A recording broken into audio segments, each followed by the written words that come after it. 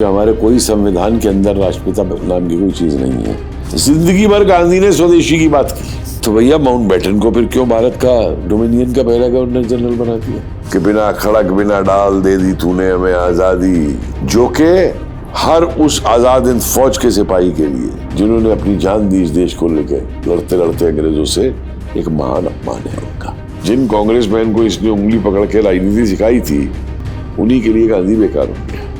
कि मेरे हिसाब से गांधी की 4 डेथ हुई। नमस्कार दोस्तों, मैं हूं मयूर परीख। आज हमारे साथ एक विशेष मेहमान मौजूद हैं जो किसी भी परिचय के मोहताज नहीं है। मेरे साथ हैं प्रोफेसर कपिल कुमार। प्रोफेसर कपिल कुमार जी एक जाने माने हिस्टोरियन है। राष्ट्रवाद ये उनकी विचारधारा है और वो प्राउडली अपने ट्विटर हैंडल पर यह बात लिखते भी हैं, यानी बनावटी राष्ट्रवाद वगैरह उनकी व्याख्या में नहीं है। और वो जाने माने इतिहासकार हैं, कई सारे म्यूजियम में हिस्ट्री के चेयरपर्सन है 6 म्यूजियम में। अगर यस तो आज हम उनके साथ में चर्चा करेंगे। प्रोफेसर साहब, राष्ट्रपिता महात्मा गांधी, इनको लेकर आपके बयान की वजह से आप अक्सर चर्चा में रहते हैं और आपकी यह खासियत है कि आप अपने बयान से पलटते नहीं हैं। डंके की चोट पे बयान देते हैं, आर्ग्यूमेंट करते हैं और सामने वाले को चैलेंज करते हैं। इसीलिए आज आपसे एक इंपॉर्टेंट सवाल पूछना चाहता हूं। रिसर्च स्कॉलर, हिस्टोरियन, मुंबई से ताल्लुकात रखते हैं और सावरकर इनकी फैमिली से हैं। रणजीत सावरकर जी, इन्होंने किताब लिखी है make sure Gandhi is dead. इस किताब में उन्होंने दावा किया है कि जिस एमएम की बुलेट से गोली मारने की बात हो रही है, दरअसल वहां पे कुछ और ही चीज हो गई। आप भी एक हिस्टोरियन हैं, इस बारे में आप क्या राय रखते हैं?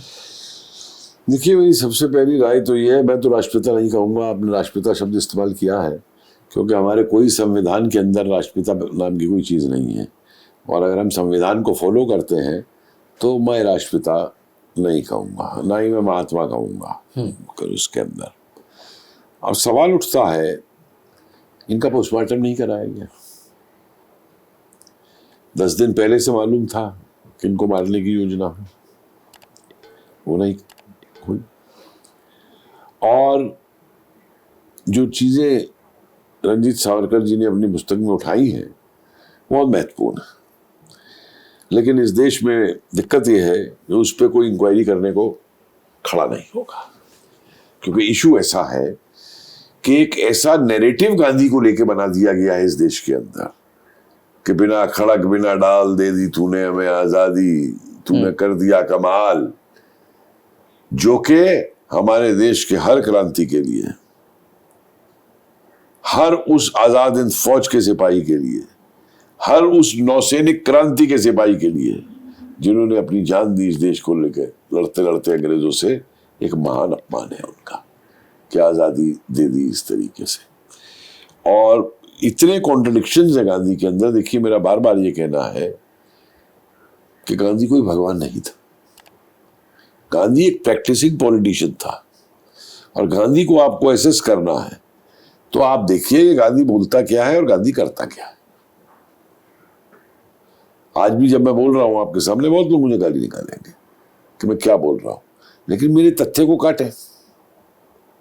जिंदगी भर गांधी ने स्वदेशी की बात की, ठीक है, तो भैया माउंटबेटन को फिर क्यों भारत का डोमिनियन का पहला गवर्नर जनरल बना दिया? जिंदगी भर तुमने स्वतंत्रता की बात की, पूर्ण स्वतंत्रता की बात की, तो तुम 15 अगस्त को तुमने डोमिनियन स्टेटस क्यों मांग लिया जाकर के? अंग्रेजी राजा ने तो 22 जून को छोड़ा है ना भारत का तख्त देकर के 48 के अंदर। और माउंटबेटन खुद ये लिखता है कि जब वो भारत आया तो सब लीडर को बुलाया उससे बात करने को, तो गांधी भी जाते हैं। तो दूसरी मीटिंग में, यानी अप्रैल के पहले सप्ताह में 47 में, वो लिखता है कि सडनली बात करते करते गांधी ने मुझसे पूछा कि have you heard of Englishman Andrews? Andrews के बारे में सुना है तुमने, अंग्रेज के बारे में? तो बोलो, मैंने कहा हाँ। तो मुझसे कहा तो एंड्रयूज क्यों नहीं बन जाते, कि तुम हिंदुस्तान से पैसा लो, अपनी तनख्वाह लो और हिंदुस्तान की यहीं रह के सेवा करो। तो बोले, मैंने कहा कि मेरा तो जो पूरा कैरियर है वो नेवी का मेरा इंग्लैंड में है और मैं चाहता हूं ये पद किसी हिंदुस्तानी को ही दिया जाए। और मैंने सोचा कि शायद मेरे कहने के बाद गांधी चुप कर जाएंगे। तो गांधी कहते हैं, लेकिन जब ये योजना तुम पे एक फॉर्मल तरीके से आए तो मुझे उम्मीद है तुम मना नहीं करोगे। अब बात बताइए ये क्या हो रहा है? ठीक है, आपने तीनों आर्मी के चीफ अंग्रेज रखे, कमांडर इन चीफ आपने अंग्रेज रखा पूरा का पूरा। ये क्या है? और यही नहीं, आपने ये तक समझौता कर लिया अंग्रेजों से कि 47 के ऊपर अगर रॉयटिंग होगी तो उन रॉयट्स को दबाने के लिए अंग्रेजी सिपाहियों का इस्तेमाल नहीं किया जाए। क्या है? तो इसलिए नाथूराम गोडसे और इस सबको मानने के ऊपर जो प्रश्न उठाए जा रहे हैं, मैं आपको बताता हूं। मेरे से एक बार एक सवाल पूछा था बीबीसी ने 30 जनवरी को लेके, और 4 साल पहले की बात है, 4-5 साल पहले की। एक कॉलेज में मुझको ट्रैप करने की कोशिश की गई इस बात के लिए ऊपर। मैंने लेक्चर दिया था पार्टीशन को लेकर के, तो भाई साहब मुझसे बोले, खड़े हो गए, उनके एक लेक्चरर थे, what is your take on Godse? तो मैंने कहा, भाई मैंने इस लेक्चर में आज गोडसे को तो डिस्कस किया नहीं है। No, we want to know your take on Godse. मैं कहा, भाई ऐसा है कि मेरे हिसाब से गांधी की 4 डेथ हुई। पहली डेथ कि गांधी जब रिडंडेंट हो गया है कांग्रेसमैन के लिए, जिन कांग्रेसमैन को इसने उंगली पकड़ के राजनीति सिखाई थी उन्हीं के लिए गांधी बेकार हो गया। जब वो गांधी खुद कहता है कि today there are fellow monarchs if I myself still consider to be a monarch in the Congress. आज कहीं रह जाओ पैदा हो गए, और राजा तो था गांधी। ये लोग डेमोक्रेसी करते हैं, गांधी का तो इतना था जो उसकी बात नहीं मानता था उससे तो पता नहीं किस हद तक चला जाता था उससे बदला लेने के लिए। वो उसका एग्जाम्पल सामने है। तो पहली तो गांधी की डेथ तब हुई जिसे मैं पॉलिटिकल डेथ मानता हूं गांधी की। अच्छा, अब दूसरी डेथ गांधी की हुई जब गांधी ने सुसाइड कमिट किया, जिसे मैं पॉलिटिकल सुसाइड बोलता हूं। कि जब एक तरफ तो कहा कि partition will be over my dead body, विभाजन जो है मेरे मृत शरीर पे होगा, और आपने पार्टीशन स्वीकार कर लिया। कहा लोगों ने बहुत उस समय क्या पाओ इसके खिलाफ मूवमेंट लीड करो, ये करो वो करो, नहीं। और ये सभी नहीं, इन्होंने उसके ऊपर पार्टीशन को जब ये एक्सेप्ट किया तो कई ऐसी चीजें एक्सेप्ट की इन्होंने, जैसे मैंने बताया पूर्ण स्वतंत्रता की जगह डोमिनियन ले लिया। तो उसका एक लाजमी जनता के अंदर प्रभाव पड़ना जरूरी था, और इसलिए ये दूसरी डेथ हुई पॉलिटिकल सुसाइड कि partition will be over my dead body. ये कहने के बावजूद आपने पार्टीशन को अपनी सहमति दे दी। कहा आप लॉर्ड माउंटबेटन से प्लान बना करके पाकिस्तान डिमांड पे अटैक करना चाहते थे, और कहा आप जो है 46 के अंदर इसको बदल करके ले आए।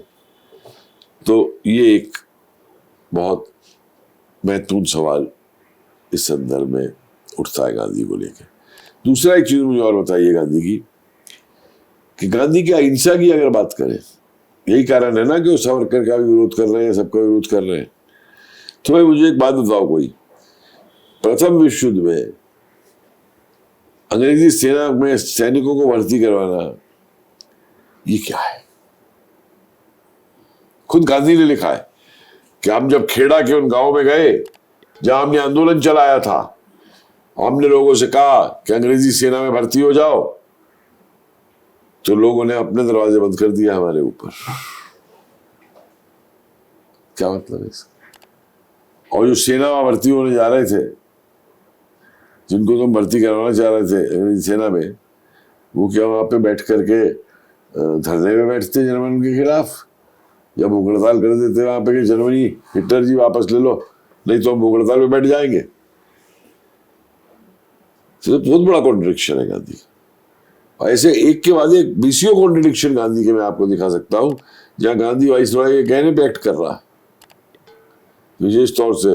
तो जब अब ये रिसर्च किया है, फिर एक बार मैं किताब पर आता हूं, जब ये रिसर्च किया है, क्या आपको लगता है इस पूरे मामले का एक बार फिर से इन्वेस्टिगेशन होना चाहिए, एसआईटी बैठनी चाहिए वगैरह? देखिए समय आने दीजिए। अब मैं तो यही मानने लग गया हूँ कि कई चीजें समय के साथ होती हैं।